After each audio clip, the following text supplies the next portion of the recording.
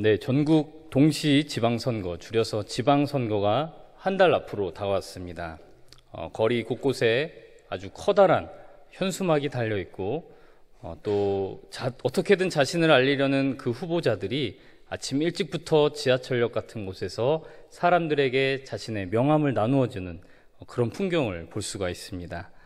얼마 전에 창신초등학교에서 민방위 소집이 있어서 다녀왔었는데 아침 7시부터 하는데 그 입구에 얼마나 많은 후보자들이 벌써 서 있던지요. 아주 명함을 어느 당 누굽니다 하면서 계속 주는데 정신이 없이 받았습니다. 다 받고 보니 명함 두께가 이 정도 되더라고요. 이렇게 이제 선거 기간이 아직 본격적으로 시작되지 않았는데도 이렇게 치열한데 이제 본격적인 선거 유세 기간이 되면 막 유세차에서도 큰 소리로 음악을 틀어댈 것이고 또 그 유세 아르바이트 하시는 분들이 유니폼을 입고 흰 장갑을 끼고 기호 몇 번을 막 외치면서 이제 다니실 텐데 그런 걸 보면은 선거에 한번 출마하려면 적지 않은 돈이 필요하겠다 하는 생각이 들더라고요. 그 많은 후보들이 각자 나름대로 승산이 있다고 판단을 해서 그 거액의 자금을 써가면서 선거에 입후보하는 것이 참으로 흥미롭게 느껴집니다. 요새는 어떻게 하는지 모르겠지만 예전에는 선거철이 되면 점집이 그렇게 문전성시를 이뤘다고 하더라고요. 이제 용하다는 점쟁이가 있으면 찾아가서 어떻게 혹시 이번 선거에 제가 나가도 되겠습니까? 했을 때에 자네 얼굴에 아주 큰 일을 할 상이 있구만 이렇게 좋은 점괘가 나오면 출마를 하고 그런 사람들이 많았었다라고 하더라고요. 우리 믿는 자들이 볼 때는 굉장히 허무맹랑하기 짝이 없는 그런 작태이지만 한편으로는 하나님을 모르는 사람들은 어쩔 수 없이 저렇게 점쟁이라도 찾아갈 수밖에 없겠구나 하는 그런 생각에 아주 안타까운 마음이 들었습니다. 아무쪼록 이번 선거도 하나님께서 주관하시는 선거인 줄로 믿고 우리 믿는 자들은 기도하는 마음으로 선거에 임하여서 좋은 일꾼들이 많이 선출되도록 애써야 할 줄로 믿습니다. 우리 인간은 누구나 이렇게 자신의 인생이 어떻게 흘러갈지 굉장히 궁금해하는 존재입니다. 아직 닥치지 않은 일임에도 걱정하고 궁금해하는 것이 우리 인간의 본성이다라는 것이죠. 특별히 아직 결혼하지 못한 청년들 같은 경우에 자신의 짝이 누구일지 얼마나 궁금하겠습니까? 주님, 제가 지금 만나고 있는 이 자매가 저의 짝이 맞습니까, 주님? 맞다면 좀 표적을 보여주시고 아니라면 헤어지게 하여 주시옵소서. 만약에 이런 기도를 했다고 해보세요. 그 연애라는 게 얼마나 힘듭니까? 이 사람이 아니면 빨리 다른 사람을 만나야지. 돈도 많이 들죠. 시간도 많이 들죠. 체력도 많이 들죠. 주님 좀 알려주시옵소서. 이렇게 기도를 간절하게 했는데 만약에 하나님이 꿈에 나와서 많은 말씀을 하실 필요도 없고 그냥 고개만 이렇게 딱 끄덕거려 주시면 이 자매가 맞구나 하고 얼마나 기쁜 마음으로 결혼을 준비하겠습니까? 또 5월 27일에 한생명 초청잔치가 있습니다. 신방을 다녀보니까 저희 남편은 또 저희 아내는 1년에 한 번 딱 교회 오는데 한생명 초청잔치 때 그냥 마지못해서 한 번씩 나옵니다. 이런 분들이 적지가 않더라고요. 또 집집마다 아주 장성한 자녀들이 신앙생활을 어렸을 땐 잘했는데 장성하니까 아주 신앙생활을 소홀히 해서 너무 속상해요 하고 그렇게 말씀하시는 분들이 참 많으셨습니다. 그렇게 가족들의 신앙을 위해서 구원을 위해서 간절히 눈물 흘리며 오랫동안 기도하신 분들이 많으실 텐데 그런 분들에게 어느 날 갑자기 하나님이 기도 중에 나타나셔서 이번 한생명 초청잔치 때부터 너의 남편, 너의 아내, 너의 자녀들이 교회 잘 다니게 되리로다 이렇게 한 말씀만 해주신다면 얼마나 우리가 힘이 나서 기도를 열심히 할 수 있을까요? 하나님께서는 우리 인생의 처음과 마지막을 다 아시고 주관하시는 분이십니다. 그런 하나님께서 우리에게 아주 조금만 그 인생의 결말을 미리 알려주신다면 우리들은 시행착오를 겪지 않고 하나님이 기뻐하시는 방향으로 집중해서 나갈 수 있지 않을까 그런 생각을 가끔씩 해보게 됩니다. 머리로는 알죠. 하나님의 때가 차기까지 우리는 하루하루 주어진 상황 가운데서 최선을 다하며 살아가는 것이 그리스도인이다라는 것을 머리로는 잘 알지만 워낙 우리가 연약한 인간인지라 그 하나님의 때를 기다리기가 참 힘들기 때문에 그런 다소 어리석은 생각도 해보게 된다는 것입니다. 오늘 말씀의 주인공인 야곱도 하나님의 언약을 받은 믿음의 조상임에도 참으로 험악한 세월을 보내야만 했습니다. 말씀을 조금 뒤로 돌려보아서 창세기 37장을 살펴보시면 야곱이 자신이 가장 사랑하는 아들 요셉이 짐승에게 찢겨 죽었다라는 그런 슬픈 소식을 듣게 되는 것을 보게 됩니다. 야곱의 시각으로 이 사건을 살펴보면 어떨까요? 자신이 손수 지어줬던 그 채색옷이 갈기갈기 찢겨져서 피가 범벅이 되어서 자기 눈앞에 놓여져 있을 때에 야곱은 과연 어떤 심정이 들었겠습니까? 야곱은 마치 하늘이 무너져 내리는 것 같은 느낌을 받았을 것입니다. 성경 말씀을 보면 야곱은 자신의 옷을 찢고 굵은 배로 허리를 동이고 애통하였다라고 되어 있습니다. 다른 자녀들이 아직 남아 있었거든요. 아들이 11명 더 있었고 딸이 1명 더 있었음에도 그 모든 자녀들이 그를 옆에서 위로하며 아버지 제발 기운 차리세요, 아버지 그만 슬퍼하세요 라고 말해도 그 모든 위로를 거절하였다. 그리고 요셉을 따라 죽겠다라고 애통하는 그 안타까운 모습이 성경에 상세하게 기록이 되어 있습니다. 그 이후에 성경은 38장, 39장에서 이제 요셉의 애굽 생활에 대해서 서술하고 있기 때문에 야곱이 과연 그동안에 어떻게 살았는지는 정확하게 나와 있지는 않습니다. 하지만 우리는 여러 가지 상황으로 미루어 보아서 야곱이 굉장히 큰 슬픔 가운데 살았겠다라는 것을 추측해 볼 수가 있죠. 그도 그럴 것이 야곱에게 요셉은 어떤 아들이었습니까? 그토록 사랑하는 아내 라헬, 야곱은 라헬과 결혼하기 위하여서 14년 동안이나 묵묵히 일하지 않았습니까? 7년을 하루같이 보냈다라고 되어 있는데 그렇게 14년이나 되는 세월을 기다리면서 결혼을 해서 그 아내와의 사이에서 아주 힘겹게 낳았던 아들, 정말 애지중지할 수밖에 없었던 아들 요셉이었는데 그 요셉이 그렇게 허무하게 세상을 떠났다라는 소식이, 그 소식이 들려왔을 때 야곱은 그 삶이 완전히 무너져 내렸을 것입니다. 집에서 멀리 떨어진 곳에서 양을 치고 있었던 형들에게 요셉을 보내서 심부름을 가라고 했던 것이 바로 야곱 본인 아니었겠습니까? 야곱은 얼마나 자책했겠습니까? 왜 내가 요셉에게 심부름을 보냈을까? 내가 대신 갈 것을 왜 요셉을 보내서 그렇게 짐승에 찢겨 죽게 만들었을까? 계속해서 자책하고 또 아침에 일어나면 자책하면서 보냈을 것입니다. 차라리 내가 대신 죽었더라면 좋았을 것을 내 아들아 내 아들아 외치는 그의 모습이 눈에 선이 그려지는 듯합니다. 그의 그런 애통했던 심정이 아마도 하나님과의 관계에서도 영향을 미치지 않았을까 하는 추측을 우리가 해볼 수가 있다는 것이죠. 야곱은 이제 요셉의 동생인 베냐민에게 집착하는 모습을 보입니다. 베냐민은 라헬의 두 번째 아들이자 또 라헬이 베냐민을 낳다가 죽지 않습니까? 그렇게 라헬의 목숨과 바꾼 또 소중한 아들입니다. 요셉은 내가 허망하게 잃었지만 이 아들 베냐민만큼은 내가 반드시 지키리라, 그렇게 결심하면서 베냐민을 자기 품에서 절대 떠나지 못하게 만드는 그런 모습들이 성경에 기록되어 있습니다. 야곱은 그렇게 하나님과의 관계에서도 어려움을 겪고 또 베냐민에게 집착함으로써 다른 그런 자녀들과의 관계에서도 어려움을 겪으면서 낙심한 가운데 하루하루를 보내야만 했습니다. 야곱에게 하나님께서는 위기의 순간마다 나타나 주셨습니다. 음성을 들려주셨습니다. 야곱이 형 에서로부터 도망칠 때 베델에서 하나님께서는 나타나셔서 하늘문을 여시고 사닥다리를 보여주시면서 야곱에게 힘을 주셨던 적이 있었습니다. 그리고 그 형 에서가 400명의 장정을 이끌고 야곱에게 올 때에 하나님께서는 야복 강가에서 야곱을 만나주시면서 그에게 이스라엘이라는 이름을 허락하여 주셨습니다.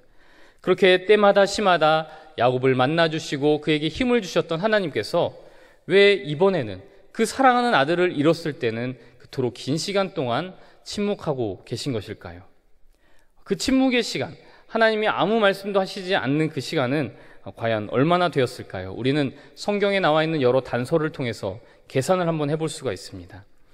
요셉이 17세에 애굽에 팔려갔다라고 되어 있습니다. 그리고 총리가 된 것이 30세다 했으니까 몇 년이 지났죠? 13년이 지났습니다. 그 이후에 7년간의 아주 큰 풍년이 있었고요. 그러면 20년이죠. 그리고 그 후에 2년간의 큰 흉년이 또 찾아왔다라고 합니다.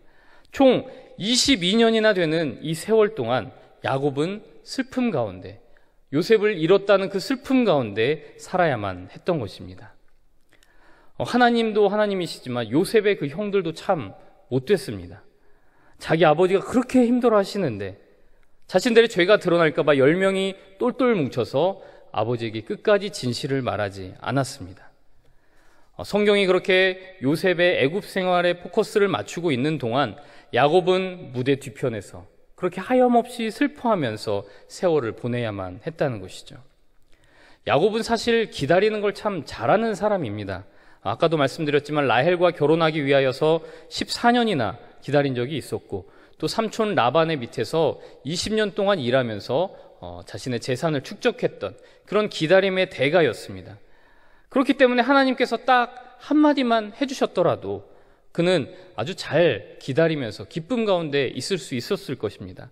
하나님이 뭐 구구절절 설명해 주실 필요도 없죠.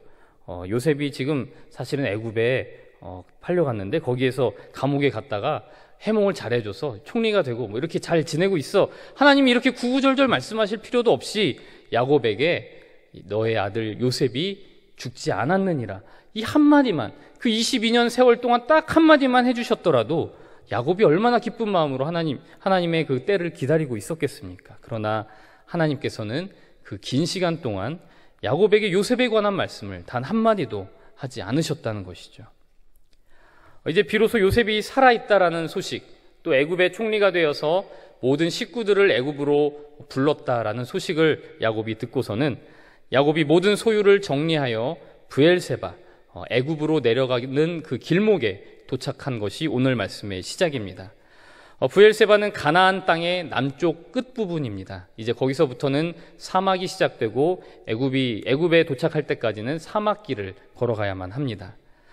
그는 브엘세바에서 하나님께 희생 제사를 드렸다라고 되어 있습니다.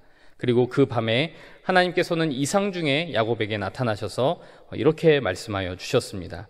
오늘 3절과 4절의 말씀, 오늘 본문 46장 3절과 4절 말씀을 우리가 함께 봉독해 보겠습니다. 시작. 하나님이 이르시되 나는 하나님이라 내 아버지의 하나님이니 애굽으로 내려가기를 두려워하지 말라. 내가 거기서 너로 큰 민족을 이루게 하리라. 내가 너와 함께 애굽으로 내려가겠고 반드시 너를 인도하여 다시 올라올 것이며 요셉이 그의 손으로 내 눈을 감기리라 하셨더라. 아멘. 참으로 귀한 말씀을 하나님이 야곱에게 주셨습니다. 지금 애굽으로 내려가는 것이 하나님의 뜻이 맞다는 것을 하나님이 확인해 주셨고, 또 그곳에서 야곱이 큰 민족을 이루게 될 것이라는 약속을 주셨습니다. 그뿐만 아니라 하나님께서 친히 야곱과 함께 애굽에 내려가셨다가 반드시 다시 올라오게 해주시겠다라고도 약속하고 계시며, 그토록 사랑하는 아들 요셉의 손으로 너의 눈을 감게 해주겠다, 그렇게 임종의 복까지 약속하시는 것입니다.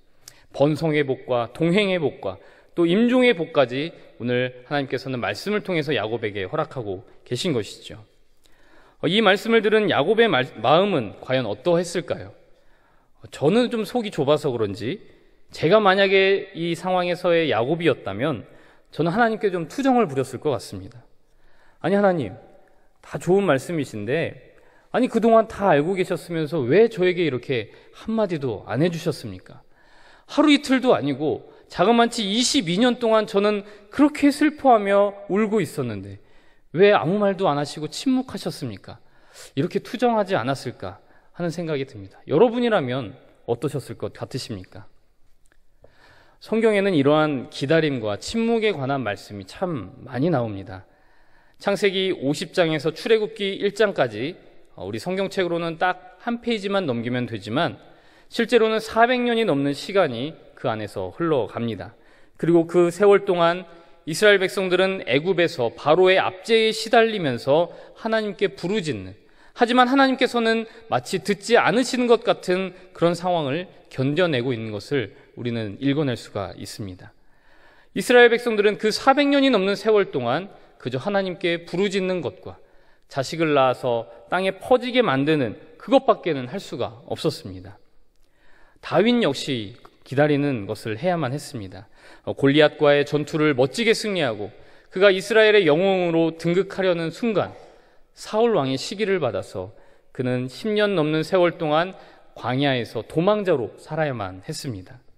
그 세월 동안 다윗이 할 수 있는 일이 많지 않았습니다. 그는 그저 하나님께 기도하면서 자기에게 찾아온 사람들 한 명 한 명을 돌보는 일 외에는 할 수가 없었습니다. 바벨론의 포로로 끌려갔던 그 이스라엘 백성들 역시 70년이나 되는 세월 동안 이방 땅에서 신앙을 지키며 하나님께서 다시 그들을 예루살렘으로 돌아가게 해주실 그날을 기다리기만 했습니다. 우리 민족에게도 그러한 경험이 있죠. 우리 민족과 우리 한국 교회에도 언제 끝날지 모르는 그 일제강점기 동안 침묵하시는 하나님을 경험하며 기다렸던 그런 역사가 있습니다. 어찌 보면 우리 그리스도인들은 모두가 기다리는 사람이다라고 할 수가 있는 것입니다.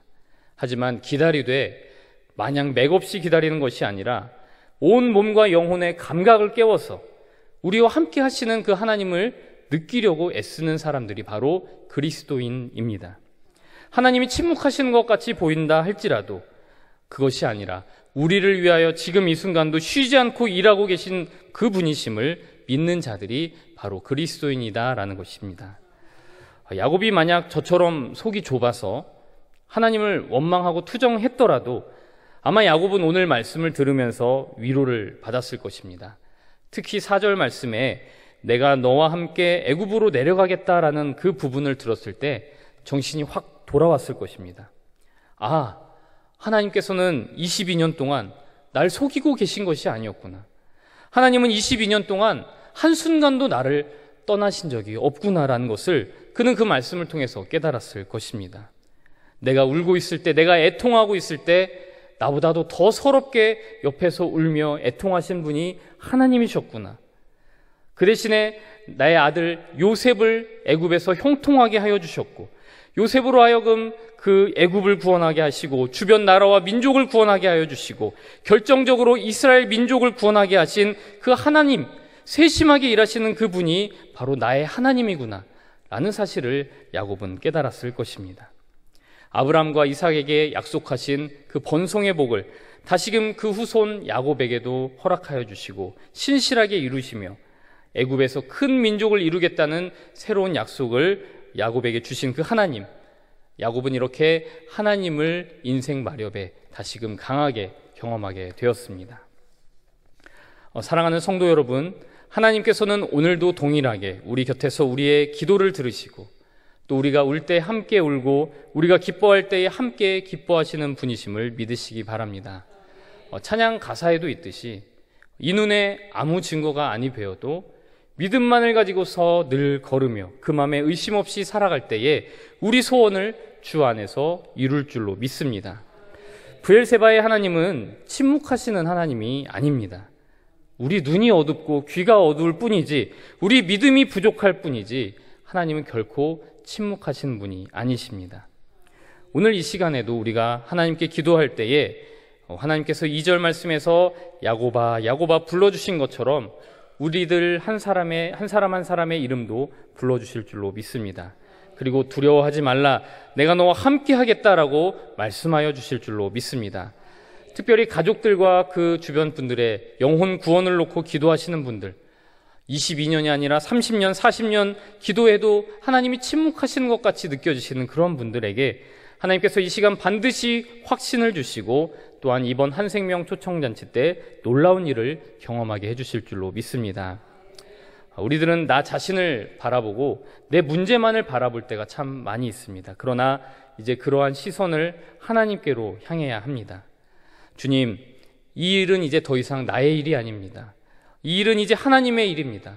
나의 모든 미래와 앞날을 아시고 예비하시는 하나님, 예비하시는 그 자리에 합당하도록 지금 이 순간에도 일하시고 나를 훈련하시는 하나님, 결국에는 하늘나라의 합당한 백성으로 나를 만들어주시는 하나님, 주님만을 바라봅니다. 주님만이 길입니다. 오늘도 그 길을 따라 걷겠습니다. 그러한 고백이 오늘 이 밤 우리들의 입술에서 터져 나오게 되기를 간절히 소망합니다. 오늘도 그렇게 기도 가운데 브엘세바의 하나님을 경험하시는 저와 여러분 되기를 간절히 소망합니다. 기도하겠습니다.